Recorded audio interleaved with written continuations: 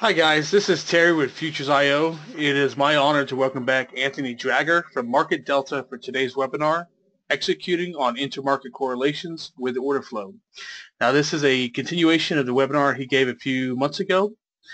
The bullet points for today's webinar are building your market complexes, charting correlation, and using a technique for the win moment. Anthony says it's not where a market's price is going, it's when. In trading, you want to learn what no one else is teaching. During the webinar, if you have questions, you can type them into the questions box. We'll do our best to answer them at the end of the event. Also, if you're watching this on YouTube, please do us a favor and give us a thumbs up if you enjoy the webinar. And as always, please feel free to share, comment, subscribe to our channel. It really helps us a lot. And also, don't forget now that you can follow us on Twitter and Facebook at Futures.io. And without further delay, I'll hand it over to Anthony.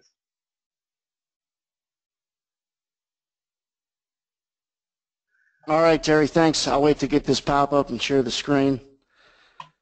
All right, you should get the pop-up. Got it. I got it. There we go. You should be able to see my screen now. All right, looks good. All right, guys, let me get rolling right here with a kind of an agenda of what we're going to go over. A couple things that I like people to know is I don't go on and on, talk for hours or even an hour. We'll make this 20, 30 minutes, and then we'll roll into a Q&A session and kind of make it a little bit more interesting.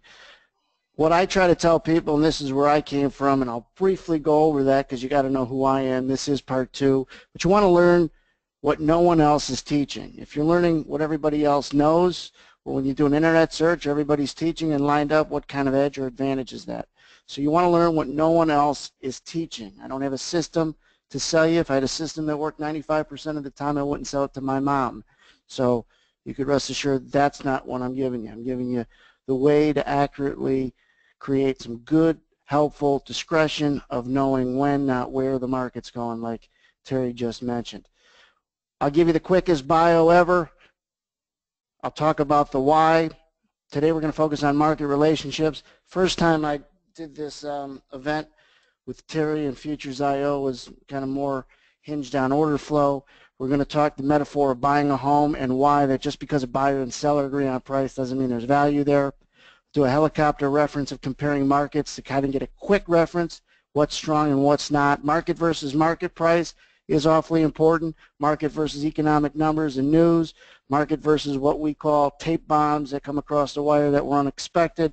And then a lead lag approach, trying to find the leader and trade the lagger. And then, like I said, we'll open up to a Q&A. Terry will take it from there, but I'm not going to go on and on in this presentation. Quickly, who the heck am I? How did I start?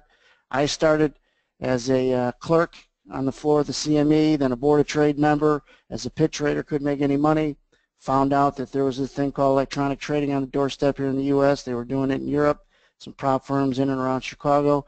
And I understood or found out that these were these things called proprietary firms. I had no idea what they were as a struggling floor trader in late 99, early 2000. So I go out, northern suburb, I meet with a guy, he explains, he says, we take you, we put you around people that are doing this, give you a workstation, and a percentage split is worked out, where if you make money, they get half in the first 3 years and you get half. A lot of people have kind of a misunderstanding what prop firms are. It's not really a lot of the stuff you see on the internet. Back in the day and now they're physical offices with their skin in the game. You get hired like an employee. And trust me, 50% of a lot of money is a lot of money. So at the end of your 3-year deal, now they're 5-year deals, you're anxious to get the higher percentage breakdown. But if you didn't make money, they didn't make money. And if you lost money, it was their money. So they had skin in the game and they weren't going to put you around the wrong guys, teach you the wrong stuff to make money. So I didn't get the job in that particular meeting. I go and I meet the owner, and he comes and he says, in that week, I always tell the story, this was on my previous webinar, but trust me, we'll get on to new stuff. In between meeting and finding out what a prop firm is and meeting with the owner, I asked my dad, do I take this job if I get offered it? He says, well, got an easy answer. If the cars in the parking lot are nice, take the job. They're making money. So when I go back, the cars in the parking lot were nice. I interviewed with the owner, and it was interesting because he was an ex-floor trader. So he kind of took a liking to me. He asked me one final question at the end of the interview. What makes you think you could do this? He asks me. This is April of 2000, mind you. And I go, I guessed at the answer, quite frankly. I said, because I'm putting myself around guys doing it. And he goes, let's have the images catch up. He says, I says, in that environment will give me an opportunity to make money. Putting myself around guys doing it will give me my best shot at the title. And he goes, now remember, I just guessed at this answer. I don't know what's the right answer. He says, that's it. If you want the job, you have it. And so in order to turn a corner in this business and have light bulb moments, you have to be around people that aren't just making money, but guys also trying. And that dynamic gives you the best chance at success. Very difficult to do this business alone. It's a lonely business. That's why I think forums like Futures.io become successful. People trying to create community, but good community of people that could help. Everyone's got something to sell. It doesn't make them all bad. Some people are selling crap. Some people are selling good stuff. What I tell individuals is you better hope someone's got something that is good, or how the heck are you going to learn, right?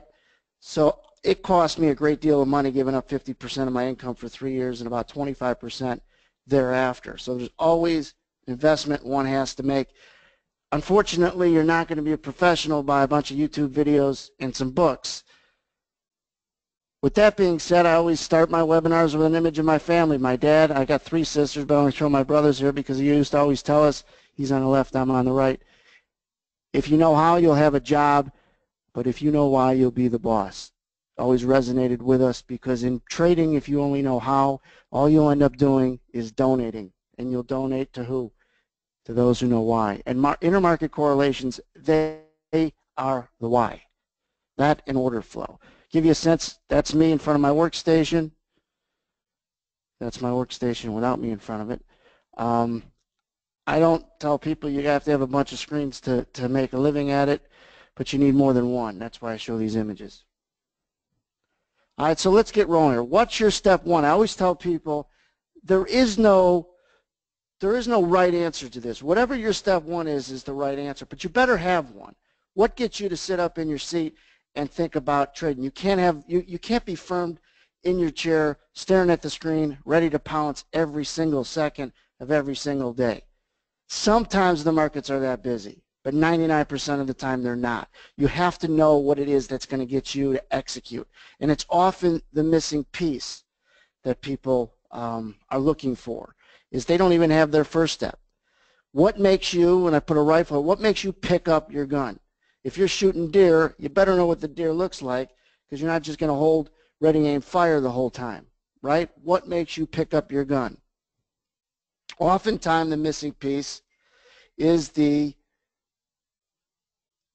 opportunity to look at other markets, whether you're trading currencies or interest rate products, whether it's news like central bank. We got the FOMC meeting today and tomorrow. What is it? Support resistance levels people try to find. They go into profiling. All this stuff is good stuff, but what is missing? What's going to get you from where you are to where you want to be and keep you there? It's one thing to get consistent. It's a whole other thing to stay consistent. Order flow is the first part of it, but there's a ton of people trying to tell you that this is how you read it and that's how you read it. Most people probably aren't correct. Most people look at too much information. But the key is this one. This is going to create your best edge or advantage of all time. Intermarket relationships. What do I mean by that? You ever hear the saying, and I can't see your guys' comments or questions, so if you guys are making comments or questions, Terry will go over them at the end and we'll answer them. But the market's always right, wherever the price is or where it should be. And that's kind of correct, but just because a buyer and seller agree on price, everybody, well, there must be value there. Not necessarily. That's not always true. If it was, there wouldn't be a lot of opportunity and price would just stay sideways for most of eternity. Buyers and sellers could agree on price and it be overpriced. Give you a house, for example. You have a buyer over here, you have a seller over here. They agree on a price for $400,000 for this house. Seems like a lot. It's a pretty small house. $400,000, but then there's a thing called a bank that steps in. What do? Well, we're not going to finance this deal unless we have an appraiser come in and make sure it's worth $400,000. What do appraisers do? It's not rocket science. They go through and they look at other houses in the neighborhood to see if they have been bought or sold for $400,000. And if they haven't, then all of a sudden the bank says, nope, we're not going to finance this deal because we feel it's only worth $350,000. So here you have a seller and buyer agree on price, but it was too expensive. Where's the price of this house going to go? Down, because of this simple appraisal that was done to say that housing was not $400,000, at least not yet. You can't find a bank to finance the deal based on that technique. You know how to predict where price is going in this neighborhood for this house. What is it you're comparing against? I got a lot of stuff in here. I didn't fly them in, so let's just stay at the top here. Economic news is important to compare what your market's doing to what that's doing. We're not going to get in great detail with that. Tape bombs, like the one on Friday we got at almost exactly 12 o'clock, Friday the 28th, and I cut the headline and I put it in here. FBI Director Comey tells congressional leaders that the FBI has learned of new emails. Now, it doesn't matter your political preference. You don't have to like or dislike this headline, but you better know what to do with it. If you're sitting in your chair in front of your workstation at noon Central Time on Friday, you better not be fumbling around or texting your buddy or tweeting or this or that. You better know this is pretty bearish for stocks. And you better get short. If you're long, you better get the hell out. Reverse. You better know how to diligently react to being able to take information and react to it and not be behind. Know why and what should happen. Now, this is a market relationship. Information versus the price of the market you're trading. You can make your week, your month in one trade because you know what to do with news, and you could take all the profile and all the stochastics and all relative strength and Fibonacci and Elliott waves and throw it right out the window when you get something like this across the wire. All the analysis that you did, all the risk-reward ratios that you built, just get short. You know how to react to something that's very... Now again, these don't come out down the wire every day. But you got to know what to do with them. But then lastly is other markets. How do you build your complexes? What does that mean? Well, when you have a complex, it's a few markets that relate to your market. If you're an energy trader, your complex might be slightly different than if you're an equity trader, meaning stock indexes. I would imagine that most guys in here trade the E-minis. Let me just do a quick survey while I can't see it. How many guys in here, just type in what you trade, ES, CL. I'd imagine the top two most popular markets are the E-minis and crude oil. Is that what's coming down I don't know if Terry's at his desk. Yeah. That's what's coming down. Okay. Yeah, a bunch of ES, a couple bond guys. Crude looks to be second. Well, that's good. Bond traders usually, and this is not a critique against E-mini traders, but the bonds typically become a truer market. Bond traders typically understand intermarket correlations. With bonds, they're correlated to each other along the curve, the 2 to 5 to 10 to 30 years. They're correlated, obviously, to their underlying cash, and they're correlated to stocks a lot of times. They're obviously correlated to what the Fed's going to do and say tomorrow, but bonds are often a truer market because they're only related to really one underlying cash instrument, and that's their 5-year cash if you're a 5-year futures trader. And then there's spreads and there's other things. But if you look at the index like the E-minis, think about it. There's 500 stocks that are going to influence the E-minis, and they're weighted accordingly. There's 100 stocks that influence the NASDAQ, right? So it seems like the bond treasury markets will be a little bit more truer. But let's not get off point. If you're a bond trader, your complex are going to be a little bit different than if you trade individual stocks or stock indexes or an energy trader. If you trade oil, the overall point I'm trying to get to for you guys is that I don't necessarily recommend that you trade multiple markets because your head starts to spin. I haven't traded the same market in my 16-year career, but I have just traded one market at a time over my 16-year career. And I don't advocate that, you trade oil and you're trading the ES, you got positions on here and there because that can get kind of cumbersome. What I am saying, though, is when you do trade your one particular market, if that's really the only market you're watching, then you're not trading anything. You're going to end up probably donating, and you're going to be behind the curve. If you're only watching and analyzing the price of that market, then a lot of people heard the phrase order flow, and they start learning a little bit about that. Again, fine, but if you're just analyzing the order flow in your market, you're behind. Can't put the puzzle together if you're missing some pieces.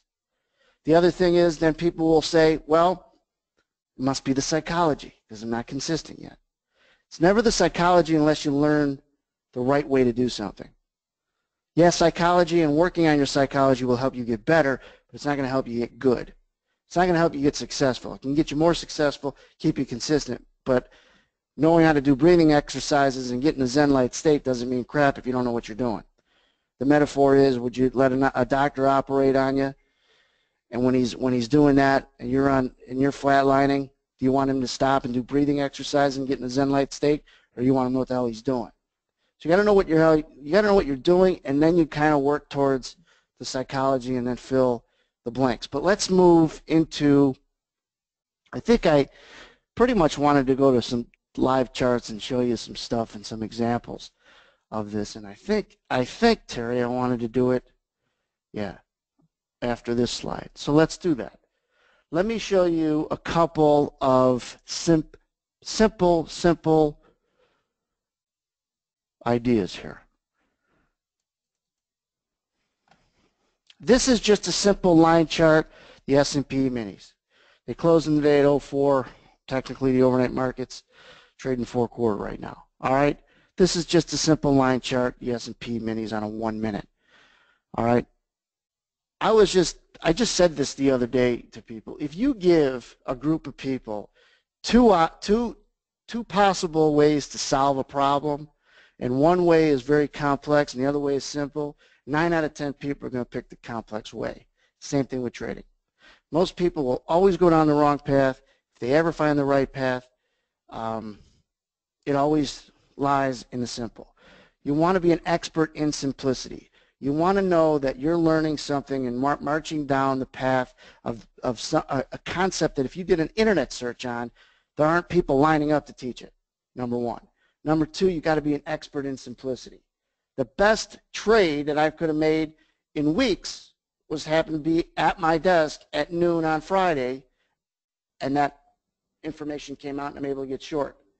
Or something else that kicked my rear end in the trade. For instance, it's not where it's going, it's when. If you know the when, the where doesn't matter. When should I get short? When should I get long? So this is just a simple line chart of the S&P minis. And you're like, well, why does that matter? Well, maybe it doesn't, but let's overlay another chart. And you could say this blue is now the NASDAQ. Well, why does that matter? Well, maybe it doesn't, because they're going to chart similarly, right? When two markets chart the same, it doesn't mean anything. There's no clue. It's the differences that you're looking at when you're trying to determine something that could help you predict what's next. And then some reaction that could cause some sort of reaction in an ancillary market.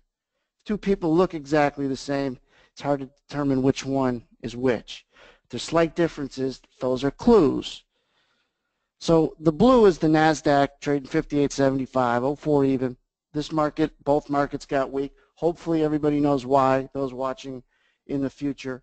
I think, in my opinion, they're pricing in the uncertainty, the continued uncertainty with this FBI investigation on one of the presidential candidates. It doesn't matter the fact who you like or who the market likes. What the one thing the market hates is uncertainty. So let's take this and kind of strip this apart when you're comparing two markets. The NASDAQ's in blue and the ES is in pink. I didn't prepare to say, okay, I'm going to show you this or that. I'm just going to walk through this with you and show you a couple things that will help with the when moment. Now, if you're looking to get short because it's a downtrend day, you don't know it's a downtrend day until things start to get rolling. Usually the trend is your friend until it's not. Today obviously had a nice downward trajectory throughout most of the session. But what do we all like to do if you think about this, what do we all like to do if you don't get short early? What do you tend to do? You tend to look for something to buy. You missed selling it up here and buying it down in here, right? So now you want to buy it down here and see it go back up in here. Next thing you know, you're missing the downside, and maybe you're adding to your losers. Something I never had a problem with, but I think a lot of people do, is adding the losers. If you miss the short on a good down day, anxiety builds up to want to do the opposite, get long for the bounce, because your mind wants to make up for what it just lost. So when markets do the same thing, again, it's not going to help. It's not going to show you anything. But I could tell you some instances where there's decent timing. What's funny is that if you wouldn't tell me this chart, these look like the same damn market.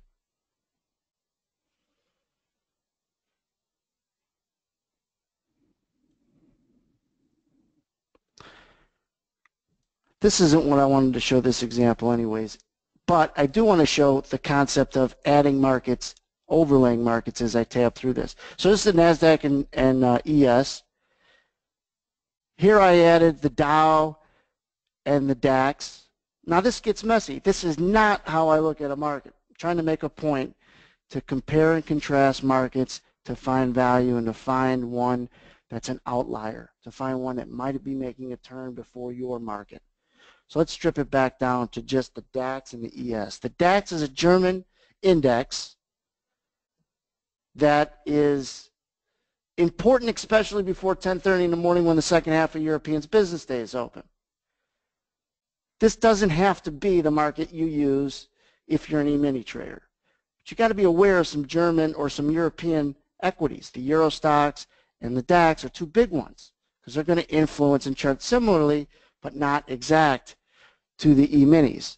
Now, earlier this morning, we had, this is the DAX, by the way, in green. Let's put them over each other. Bring it down here.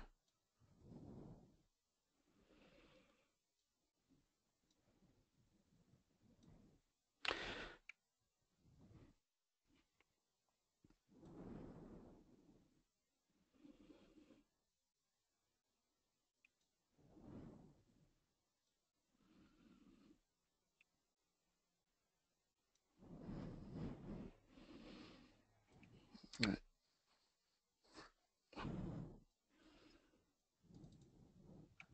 All right, here we go. That's why they were off. So we come into this and you're like, let's say you're looking for a time in the ES to get short. Today we know the downside's the right side. What could help you? Now, there are sometimes clean and clear examples of the DAX, let's just say in this example, leading the way. But what you're trying to find are, if I'm going to get short, what is something else doing to keep me comfortable?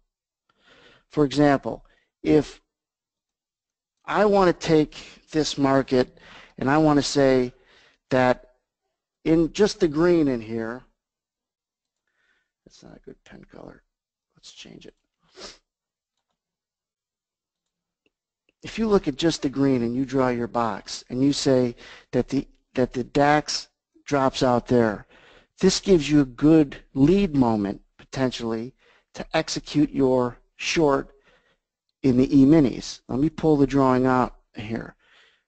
Anytime you're comparing and contrasting markets, the rule of thumb is the faster a market's moving, the more helpful intermarket correlations are. Sometimes, literally, something could catch the corner of my eye if I'm bearish the S&Ps, let's say, and I see the DAX get hit hard. That's potentially my win moment to take a shot, just hit the bid and get short. So you see the DAX in green dive lower. That gives you a little comfort and maybe a head start to get short this area, especially if you're bearish. There could be one of 10,000 reasons why you might be bearish or bullish at any given moment. But if you're tagging something to an ancillary and it moves fast, you're not forcing it, you're not saying, come on, DAX, go lower, go lower. You're actually waiting to have a cause and effect. So that if you're wrong, you don't have to get killed. And if the DAX continues to drop, you're more and more comfortable in the trade.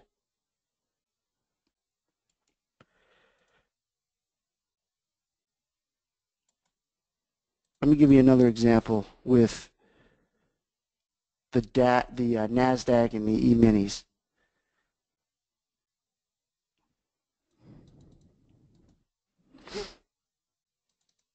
These are, forget about the point and figure look to it.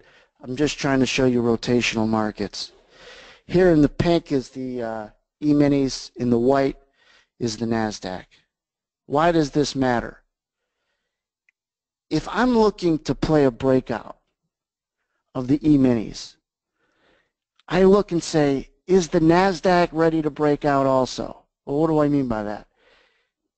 Anytime that you trade, if you have the right periodicity, you should be able to draw mental blocks or congestion areas.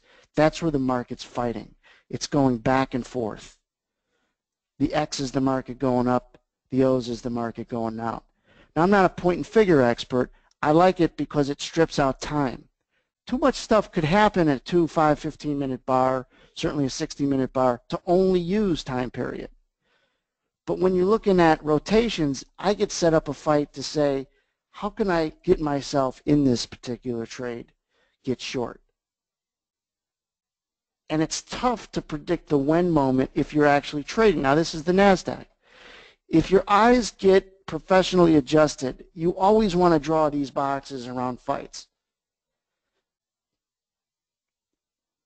Typically, throughout the bottom, what happens? That's anybody who's long in here saying, holy you know what, and they're covering that long position.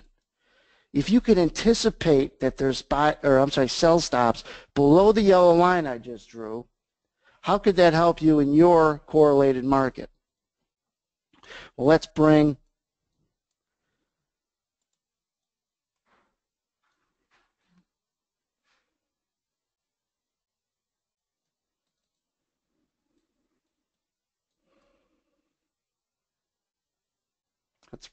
the ES down and right next to it.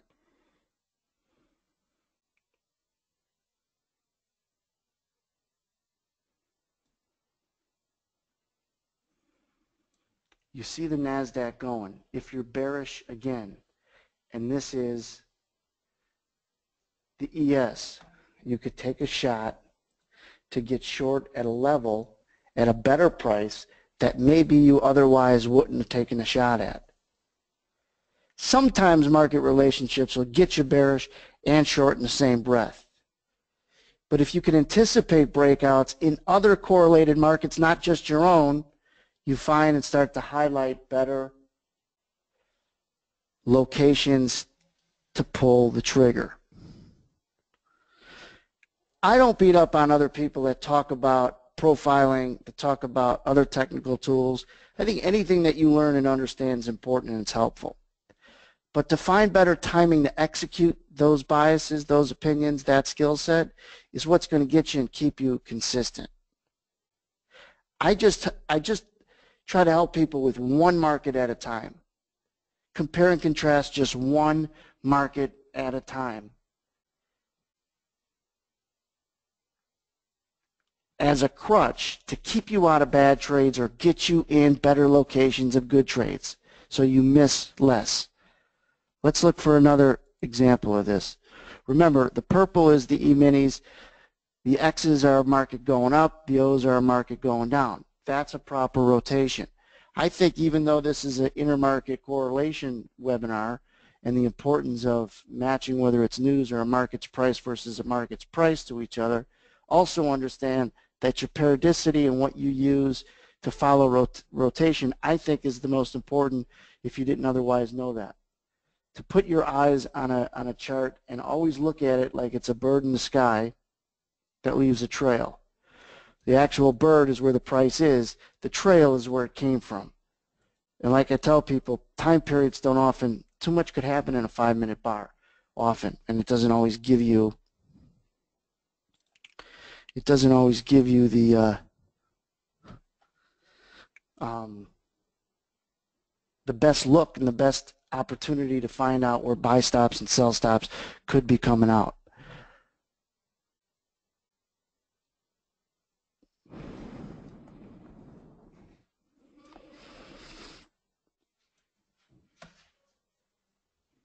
Now this isn't the greatest of examples, and this was this afternoon, but again, if your eyes just focus on these boxes and these fights within here, you could say that there's a chance they're going to shake out shorts above here before it happens. It's not hindsight's 2020.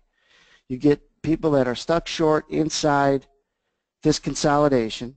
They say, uncle, and they move this market higher. You remember our first webinar, we talked about lines in the sand and the baby bird story, where people are always bidding below where the stop started, so to speak.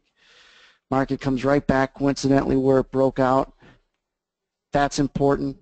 So then you look and you say, well, what the heck was the NASDAQ doing? Could that have gotten me in?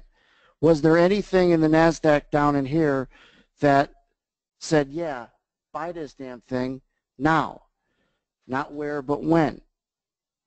And it sped up a little bit. You can't necessarily see it on a chart, but in real time, and this was right before the close, the NASDAQ started breaking out and got stronger a little in here and left its consolidation just before the ES left its consolidation. I want you guys to come to the trading room I host. I'll put a link in for the next 2 or 3 days. Come. It's for free those 3 days. So I could show you and talk you through this stuff in real time. Showing charts is fine to compare contrast. When I could show it real time and say there's sell stops below here, and this is the moment where if you see the NASDAQ go first or you see the DAX go second, the ES should go. And if the ES doesn't go in a timely fashion, then you know sooner rather than later maybe you're in a bad spot. And you manage your risk by knowing that what should happen isn't happening. So that's important. You know, I'm looking at this, and I'm a real simple guy, and I don't want people looking at all these X's and O's and saying, what does it all mean? All it means is that you have a market rotating up and a market rotating down. Rotation. You don't always get that in time period.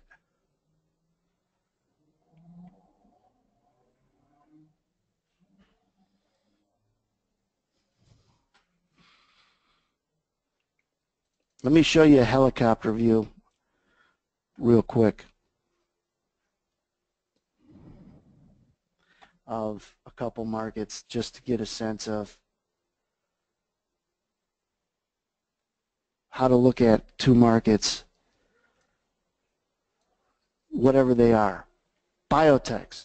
All you guys that are E-mini traders, if you're not looking at the biotechs as part of your complex, we talked about complexes. Biotechs is a main sector, weight-wise.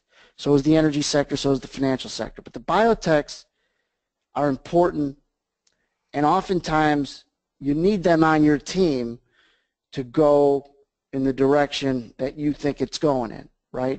Sometimes if you're bearish, biotechs could get you in. You're not trading the biotech sector. Heck, you're not even trading the biotech stock. You're trading the E-minis, right, which is the overall index, and some of these sub-indexes and sectors are going to help drive what you're trying to do. Sometimes they could give you direction. What do I mean by that? I put things on a 15-minute chart just when I'm trying to look up and say what sector, whether it's leading us or not, what sector is strong and what sector is weak. And you can't really determine strength or weakness unless you compare it to something, just like a bank. They couldn't say in that example earlier that the house was expensive until they compared it to other homes, right? So if you look at this,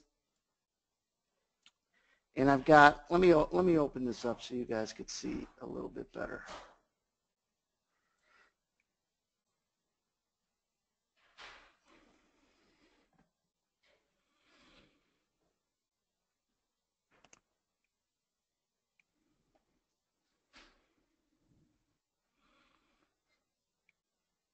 Could you guys see that?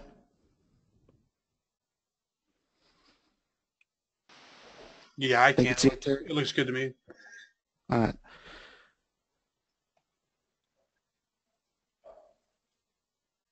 So take a look at this. This on the left is the biotechs this morning after the open. How do we know the biotechs are strong? Because take a look at this as I got this global cursor going left and right. Same vertical line on the right. The one on the right is the financial sector. I'm not that concerned with the financial sector every single day. Biotechs, I am. But you had a market today after the open that started to price in, and this is where we were able to kind of talk about how this uncertainty with the election was starting to reprice the market. We were telling guys, don't be surprised when we were trading 20s that you close your eyes, open them up, and we're on Friday's low. We're at 07, and that their sell stops below even. The reason why was because early, biotech sector gets a little bullish with the thought of Clinton losing. And the thought of Clinton losing has the uncertainty that gets the overall market bearish. Well, you had that in here. I don't know if you could see the financials are going down on the right, while the biotech sector here on the left has gotten a little bullish. Then you get a situation where you quickly take a look at the lows. Let me take a look at two lows. This low and this low are the same lows. And they both go down through them. Wait, hold on a second.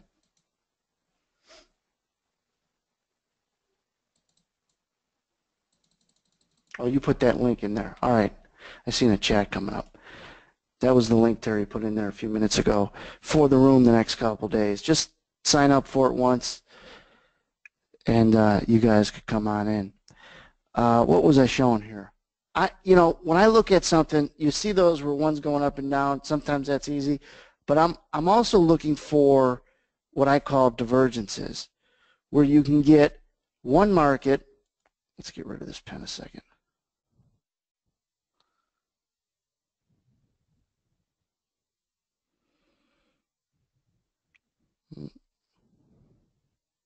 To make lower lows, and the other market doesn't. Or one market's making higher highs and the other market isn't. Almost like, well, they both come up in here together. Let's bring in a couple good ones with the energy sector. And we'll take the energy sector there, and we'll change this to crude oil. Makes sense, crude oil and how crude runs is going to influence the energy sector.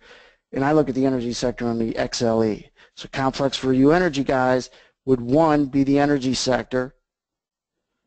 Another one would be heating oil, and another one would be unleaded gas. I don't recommend you trade heating oil or unleaded gas. They're very thin, illiquid markets. But they're products of crude oil, and if you put all three of them together, you could start looking for this divergence factor where one's making a higher high, but the other two aren't. That shows a market's getting expensive, like that housing example earlier.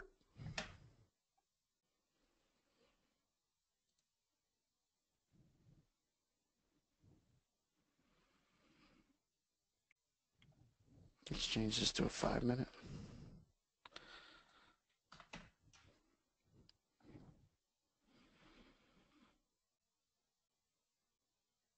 All right, here's something that's interesting, right? They don't make highs, but they come in kind of close.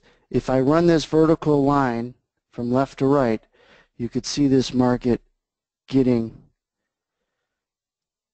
if you look at both of them, you could see them trading similarly, right? They're both on 5-minute.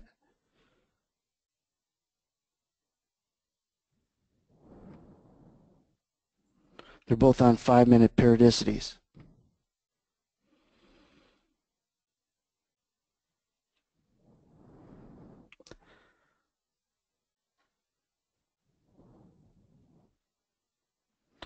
Man, they were tight in this session. Now, here's one, but this was right into the close. Energy on the right and oil on the left. So crude oil,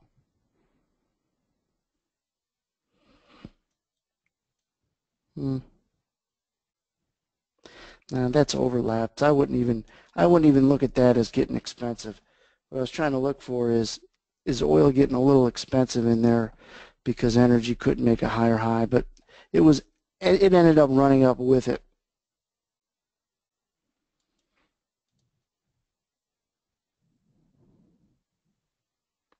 So here's one of these market relationship moments where most of you guys don't trade ETFs. I know I don't.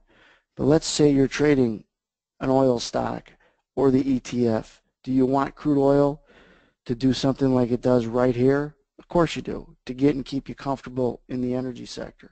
A lot of these times, not a lot of times, but some of these relationships move together. But there's often that lead lag that I put on the agenda early to give you a sense of, hey, if I'm looking to get short, or I am short crude oil, and I don't trade much crude oil, but if I'm looking to get short crude oil, and I'm bearish in this box in here on this 5-minute bar chart, I would love to have the energy sector start to move south first, and then lay into that to help me kind of facilitate, let's get rid of that, a breakout in crude oil through this consolidation box. You don't know a breakout's coming, but you can't anticipate why it would move quickly through there if they can get it going. Down through the bottom of the box where they start to shake out any of the longs in there. One thing I always say in most of my webinars are, after you buy it, you're a seller. After you sell it, you're a buyer.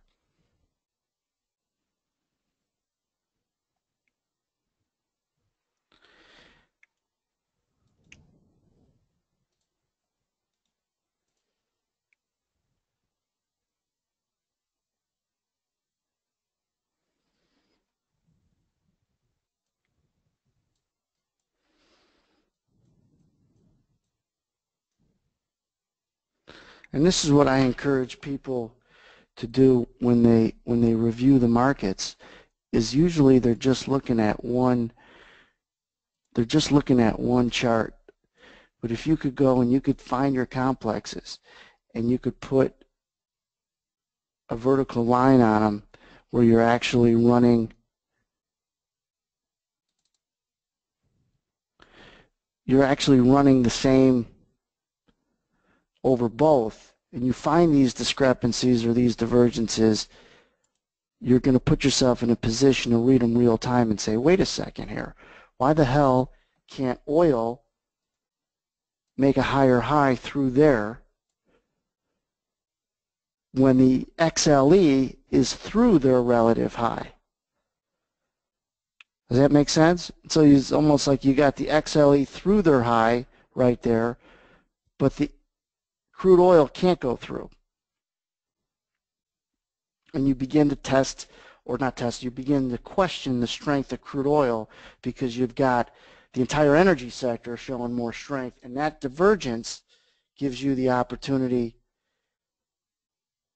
to not only come up with a bias, but then looking around for another ancillary to execute that bias. In the trading room that I host every morning, I constantly get comments from guys that have been there a while. Look at oil. Look at the biotechs. I can only look and see so much.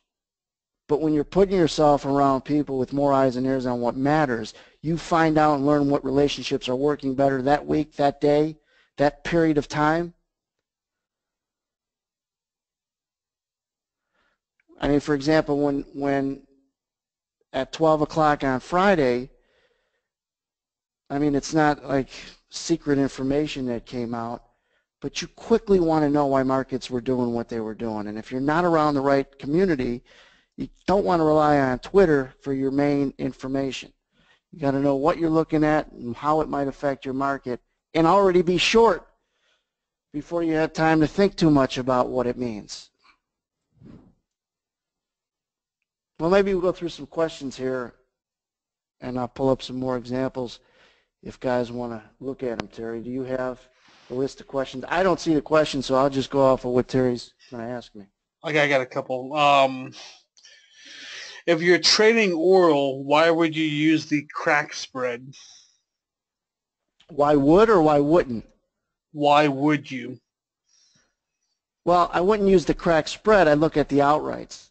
So if you're trading crude oil and you look at the outrights to that crack spread, which is heating oil and RBOB, then you could find, here I'll illustrate it on this chart. You could see crude oil, let's say you're trading oil, and oil has a chart pattern that looks like this. So it makes a higher high through there. But RBOB has a chart pattern that looks like this. And heating oil has a chart pattern that looks like this. They can't get through relative highs there and there, but crude oil did. So you could just compare the strength and weakness to a couple of the outrights just on simple highs and lows.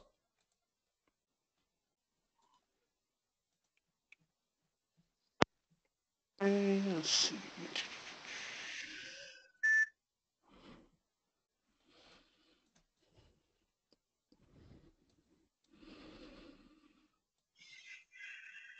What about the prim? Don't algos kick in there out of balance? The trim or the trend, what I did think you he's say? talking about the pre-market. Don't algos kick in there? Don't algos kick in there out of balance? Not sure if I understand that where they kick anything out of balance. I mean, if he's alluding to the fact where I'm not here to say that there's a lead lag in every uptick and downtick that you're going to get taking markets, because you're not going to get that. But you already have to come in with a bias for the most part. And you're trying to line up a couple scenarios where you're not just looking for a breakout in your market, but in an ancillary market as well. So not only could that maybe get you in the trade at the same time, or it could get you comfortable because the anticipation of both going through could happen at the same time. And I'll just draw this, keep it simple. Forget about these charts that are up there, but if you have a market that's consolidating like this, and you got the NASDAQ that's close to the bottom of their range, and you're also looking for the ES to break out, and they're at the bottom of a similar range, if I anticipate the NASDAQ could go, it could give me better timing to get short before the breakout, anticipating those sell stops getting released in this lower illustration down in here. So similar chart patterns, anticipating a breakout in more than just your market. The worst thing to do is you're sitting and all you're doing is looking at your market to feel either comfortable or uncomfortable in the trade. And if it goes your way, you're comfortable, and if it goes against you, you're uncomfortable. That shouldn't be the only guides that you have to feel good or bad in a trade. You want to say to yourself, hey, I'm feeling good, it's not moving against me, the NASDAQ continues to go lower, and you're slowly going lower, so your predictions don't seem like guesses. You strip some of the randomness out. Okay, the guy added some more to his question. He says, prim is the divergence between cash market and futures, and when it's out of balance, algo trade the spread. Oh yeah, that I don't look at, not the underlying. So you're not going to find any advantage because he's absolutely right. Any of the inefficiencies are going to tie it right back together. Yeah, right. So you're not going to be able to outdo. Should we use co-integration to determine the intermarket correlation? Co-integration. I'm not sure what he means by that. Should we use co-integration? Should we use co-integration to determine the intermarket correlation? I will tell you this. There's good matrix and spreadsheets that show you the correlation, the percentage of how markets are correlated and how well they're working. And here's what I found, because I was going to pull this matrix up. but it's just a bunch of numbers, and it's not going to make you $1 million, meaning, oh, this correlation is high. You should already know that it's high or getting high by putting yourself around the right people that have more eyes and ears on what's helping them. I mean, there are days, Terry, that you could come in and like, hey, someone would tell me the euro's leading us. Now, I wouldn't have seen that, but because guys are trained, there's so many guys looking at different things, they could find good trades that the euro gets strong against the dollar and it's leading into weakness for us, or vice versa. For instance, tomorrow, bonds and stocks generally move opposite, but tomorrow's FOMC, so they're probably going to move in the same direction. Tomorrow's FOMC statement comes out. This is a market relationship, the market and how it's going to trade against the statement. The statement could be dovish. What does dovish mean? That they're not going to raise rates at this meeting or next meeting, because there's a better chance they're going to, a decent chance they're going to raise rates at the next meeting, okay? Well, if they take that off the table in tomorrow's statement, that's bullish for stocks, and it's also bullish for bonds. Now, these are markets that aren't going to be efficiently arbed like the cash market and its underlying futures, which are obviously going to keep them directly correlated. That's no opportunity, and it goes back to what I said. If two markets look exactly the same, there's no information there. It would make sense why, when you have a decent correlation between bonds and stocks after a Fed statement, typically the best trade is when you get the bond market to come off and then rally really hard, and you find the S&P is a little cheap, and then they follow the bonds up. And the whole inference you make from that is when bond prices go up, they're pricing in lower yields. Well, a dovish statement from our Fed is an environment of lower yields. Bonds have to go up to price that in if they're not expecting those comments. And stock markets like lower yields because they're like spoiled kids. They want what they want, and what they've been getting the last 8 or 9 years is free money and low rates. So any talk that the Fed's going to raise just a quarter point, stocks throw a hissy fit and go down. But if they back out a Fed rate hike in the December meeting, that's bullish knee-jerk reaction for both stocks and bonds. So that intermarket correlation is important to know when they're operating opposite and when they're trading in the same direction. Okay, let's see. The co-integration guy responded back and said, like pair trading for correlations. Wait, hold on one second. So could you use pair trading for correlations? I don't. We had a meeting today, as a matter of fact, talking about spreads as a way to find, you could look at a spread between two markets, and I don't want to get too deep into detail, but you could find, hold on, I'm trying to get this chart down here. You could find the, let's just say, for example, when the knob, which is the notes over the bonds, gets strong, that's bearish for stocks. You could go deep with market correlations like that. When you see something, and that's not an accurate example, but when you're trying to look at spreads, it's not exactly what I'm talking about with intermarket correlations. I'm literally trying to pare it down to the simplicity of a lead lag. Sometimes it's a slight lead, sometimes there is no lead there, so there might not be any true advantage. But you're watching another market that's keeping you comfortable in your market or getting you less comfortable. What do I mean by that? I don't know if, well, I'll just draw it on this screen here. Let me just draw in this empty space here, Terry. Let me give you an example. Say I'm short the E-minis, right? Which means I want the market to go down. I think it's going to go down. And I'm getting fuel from the crude oil, which relates to stocks in the same direction, and it's going lower.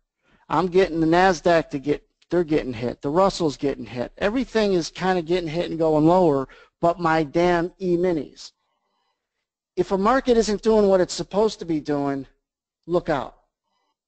It's got the fuel, no pun intended, from ancillaries, and it's not cooperating. Usually, if these two turn and head back up, you're stuck short with a whole bunch of other people that were trying to get that market to go lower. Remember, when too many people are short, everybody thinks that, hey, I want a lot of people short when I'm short. I don't, because if a lot of people are short, a lot of people are trying to buy underneath the market to cover that short. So ancillaries aren't just to get you into trades, it's to get you uncomfortable at the right time to get you the hell out. Because what should be driving you lower in this example isn't.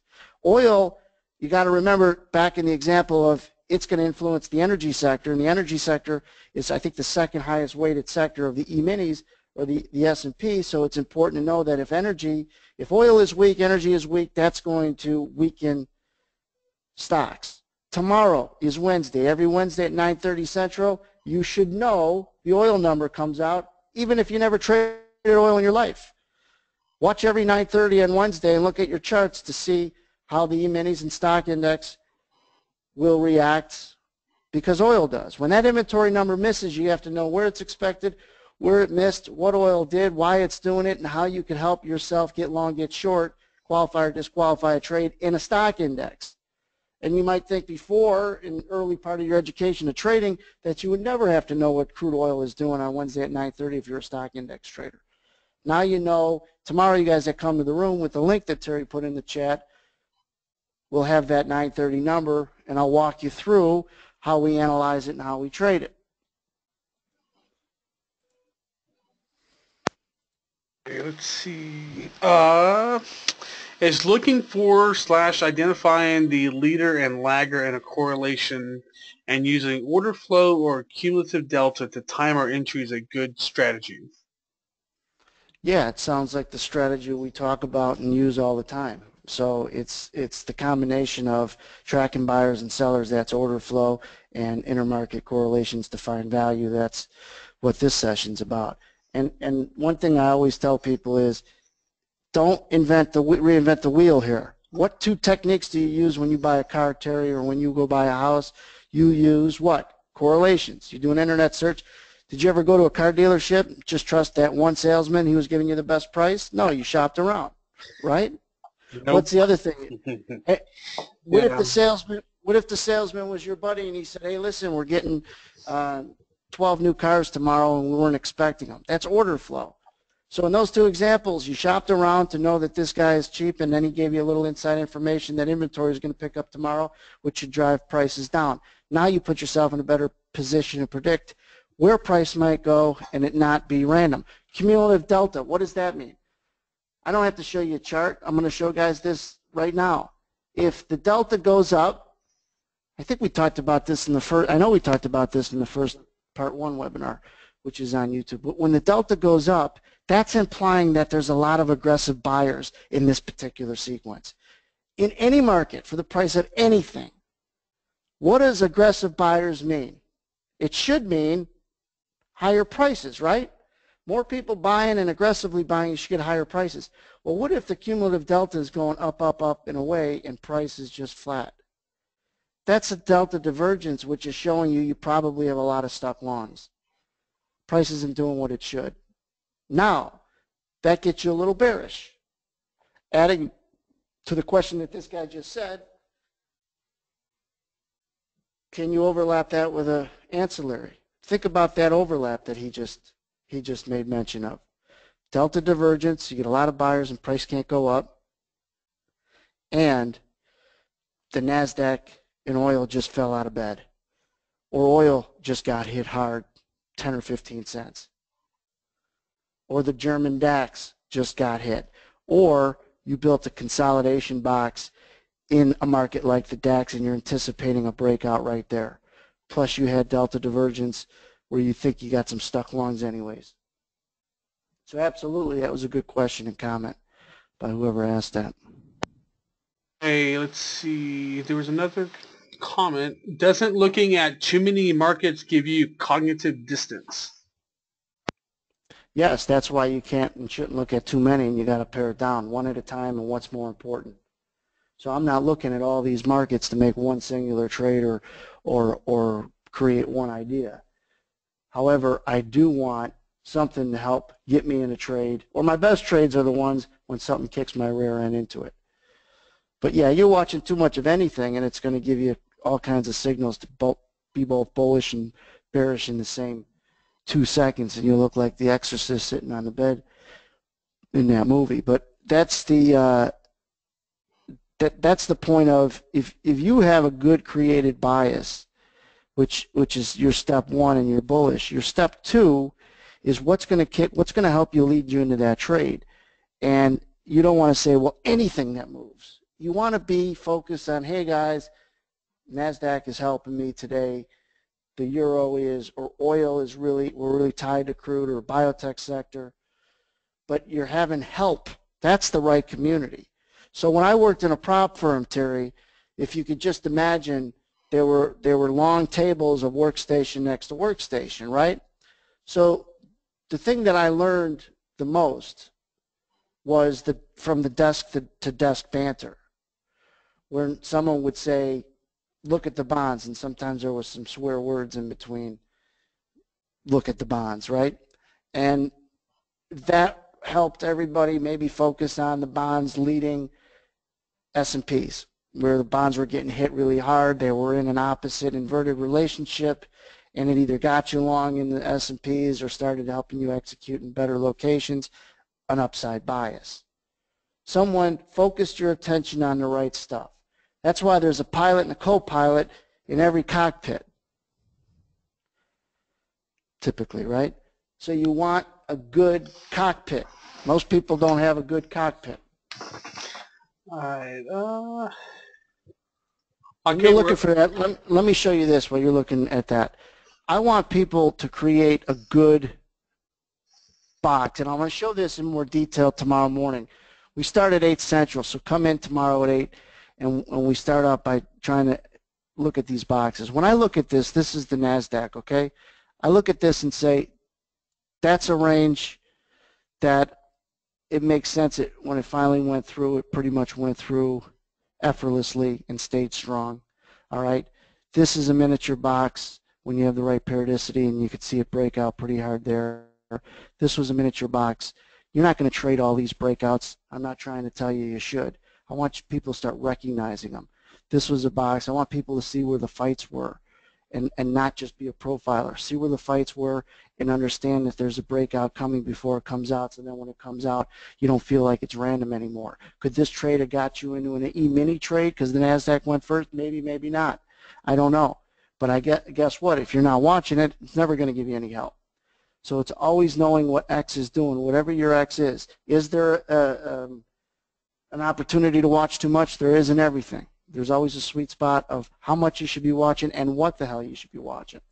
And Twitter necessarily isn't going to help you with that, but being around people that say, look at this, look at that, this is helping me, this is leading, the Dow is leading sometimes. And I hate the Dow. The Dow is the first market. I hate looking at the Dow because I couldn't make any money in the Dow pit in 1999. That's when I first started trading. It was in the pit on the floor. Never made money in the pit.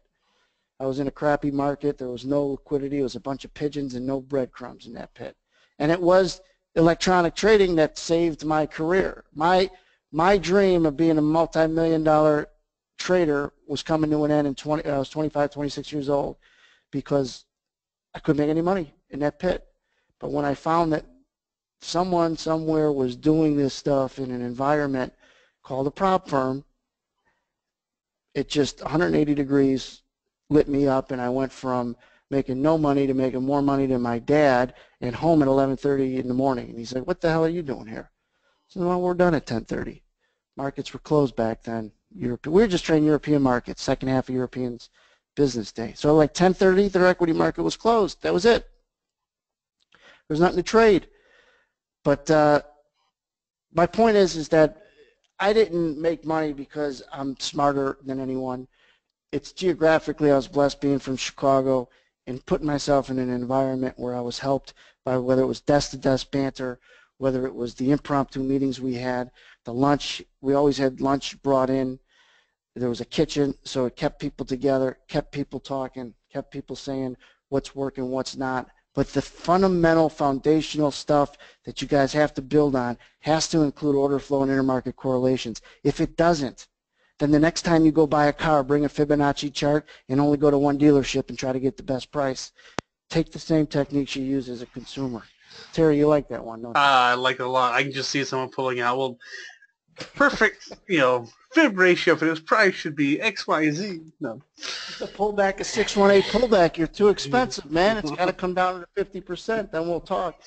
Yeah, I mean, it's not going to happen. You got to you don't have to take my word for it because, here's the one thing that I always tell people is when someone's educating, and that's kind of what I'm doing, is why the hell are you educating? If you're making so much money trading, why are you educating? Why do you have to do it?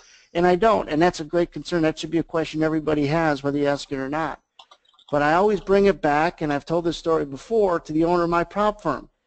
He was told by his partner, let's not hire anyone and share what we're doing. We're great traders. We just make what we make. And he says, we can make more money, more success, kind of sharing intellectual capital that we had. And his partner says, no. He says, I'm out. So he wrote him a check for 50% of the business.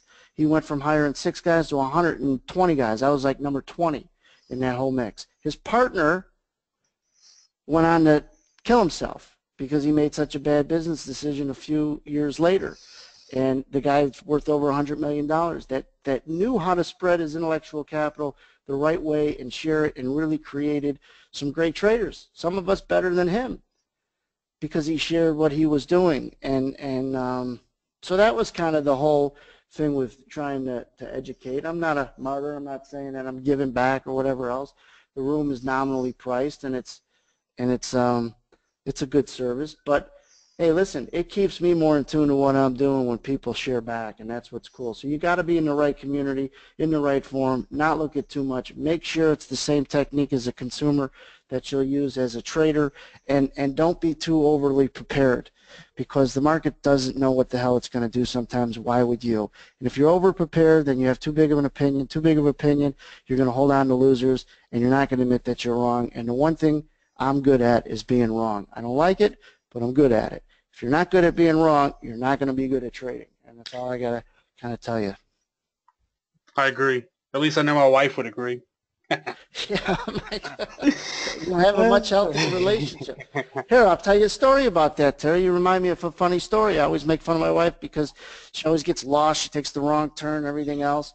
And I got GPS and everything else. And then so one day I make the wrong turn, and I'm only a block out of the way, and I made a U-turn. She goes, see, even you go the wrong way. And I says, yeah, but I'm not wrong for long. If it was you, we'd be in Lake Michigan right now before you realized you went the wrong way. So she called me a couple names, and that was it. Being wrong is good. Being wrong for long is not. So you want to know and admit, hey, this trade stinks. Get out. You don't always have to have hard stops. And I don't tell people that mental stops is the way to go. It's discretionary, but your initial stop doesn't have to be your end-all stop, number one. You have to know where you're going to get out before you get in. It was the first phrase that resonated in me when I was learning to trade as a pit trader in 96, 97, 98. It was know where you're getting out before you get in. You know the exercises we did, Terry? We did an exercise where all we did was scratch. If you were bidding and you got hit, where are you going with it? Just scratch, just scratch, just scratch. And I tell people that there's drills that don't exist in this business that should. Sim trading is not the right and only way to practice. You have to have drills and put it together. When you ever go see a professional team practice, they're not playing the game. They break it down into drills, and they run it again and again. And they don't look to make the shot in basketball. They look to get the shot. So sometimes your winning trades are your worst trades. So you got to criticize them. You got to pick them apart. But I don't try to make this sound easy. I'm just trying to make it sound easier. And I think that people that come to the room tomorrow, Thursday, Friday will kind of understand a little bit more. But you're not going to understand exactly everything that someone does in a day or two. I mean, that's just impossible. If you do, there's really no value there. Just understand that come into that room tomorrow and ask questions in real time. I could walk and chew gum, meaning I could answer your questions and still pay attention to the market. When someone goes into an environment, Terry, and they don't ask questions, it's going to be hard to learn, right? So I know sometimes the right question is hard to know what it is, but I encourage people to ask. I'm not condescending when someone asks a question. There's no such thing as hey, what's basic for us professionals is not to the rest of the world, but the basic stuff is also the advanced stuff. The reason why is because most people, just do me a favor when people leave or watch this on recording, go do a Google search of intermarket correlations for day traders and see how many people are not talking or teaching it. Probably zero. Then do a search for anything else, Elliott wave, Fibonacci, market volume profile, and you'll have people lined up down the street telling you they're the guru or expert in that particular concept. So I'm glad these guys came.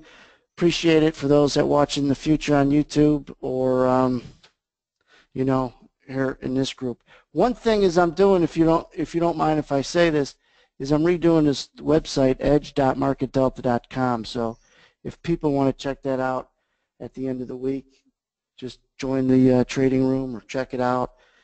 You don't have to. Just come the next couple days. And one thing I tell people when you're trying to find someone to help you is ask yourself this question. Does he sound like he knows what he's talking about? If the answer is yes, go a little further with him. If the answer is no, then move on. But always leg into a relationship with anyone that may or may not help you in trading. So, Terry, thanks. I appreciate it. I hope everybody enjoyed it.